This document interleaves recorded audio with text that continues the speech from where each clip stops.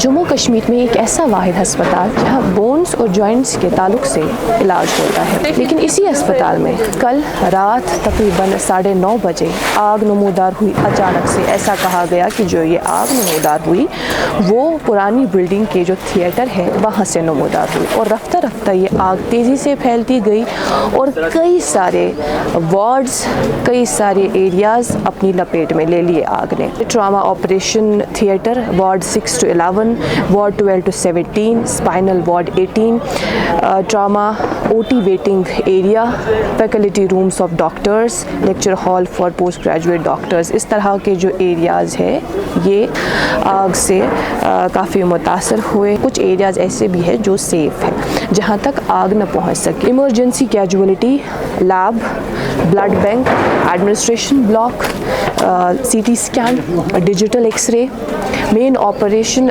Theatre, recovery ward, SSD, oxygen plant, UPS generator, canteen, OPD area, conference room, faculty rooms, HOD office, ये कुछ इस तरह के areas है जो इस आग की जद में नहीं आए। हमने देखा कि सुबह से ही यहाँ पर सफाई सुथराई हो रही है, तो सफाई के ताल्लुक से हमने यहाँ पर कई सफाई कर्मचारी देखे जो काम कर रहे थे। उन्होंने बहुत हेल्प किया। इधर जब MS ने उनको देखा तो MS को रोना आया, यहाँ तक कि उन्होंने पेशेंट को हेल्प किया, निकालने में, उनका सामान निकालने में मदद किया। बहुत हिम्मत उन्होंने की, तो उन्होंने बहुत चिल्लाया, जबकि फायर सर्विस वालों को उन्होंने मदद किया। जब मैं सुबह आई तो हमारा कंट्रैक्टर कल 10 बजे इधर पहुंचा, वो 2:30 बजे तक इधर था।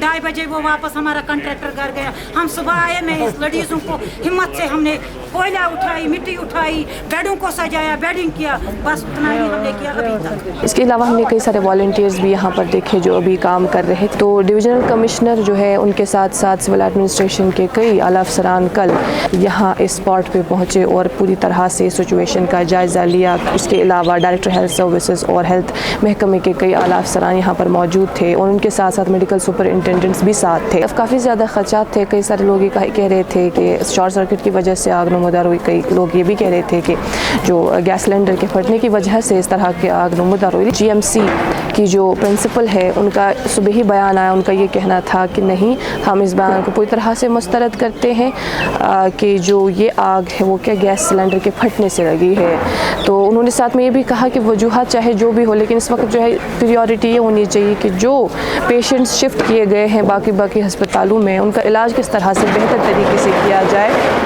और साथ ही साथ ये भी प्रायोरिटी होनी चाहिए कि कौन कौन से ऐसे सेफ़ एरियाज़ हैं जहां आग नहीं लगी है और उनको कब तक रिज्यूम किया जा सकता है, वो प्रायोरिटी होनी चाहिए ताकि जो पेशेंट्स हैं वो सफ़र ना कर सकें। हमने आज भी देखा यहाँ पर कई सारे पेशेंट्स जो है उन्हें शायद ये मालूम ही नहीं था कि यहाँ पर आग लग चुकी है। वो यहाँ पहुँचे तो उन्होंने यहाँ देखा कि कुछ और ही सूरत हाल है, तो वो उनको यहाँ से वापस निकाला गया। तो यूँ ही आग नमूदार हुई 9:30 के करीब यहाँ पर हमने देखा कि लोग जो है बिलखुसूस रेजिडेंट्स, उन्होंने करीब 113 पेशेंट्स ऐसा बताया जा रहा है फायर एंड इमरजेंसी और पुलिस एहलकारों के साथ ताउन किया, उनका साथ दिया।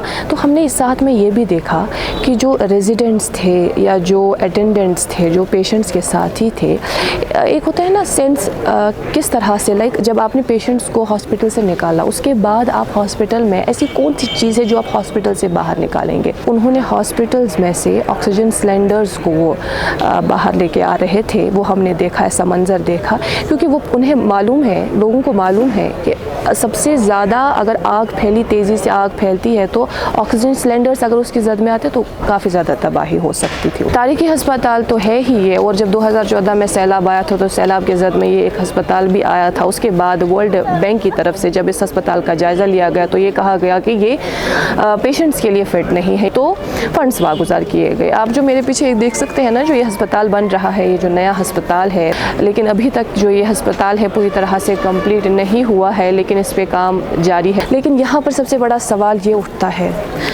अल्लाह ताला बचाए, अगर कोई मामला इस तरह का पेश आता है, एक्सीडेंट का मामला पेश आता है या कुछ इस तरह का मामला पेश आता है, एक ऐसा वाहिद हॉस्पिटल है जो इस चीज़ को कैटर करता है।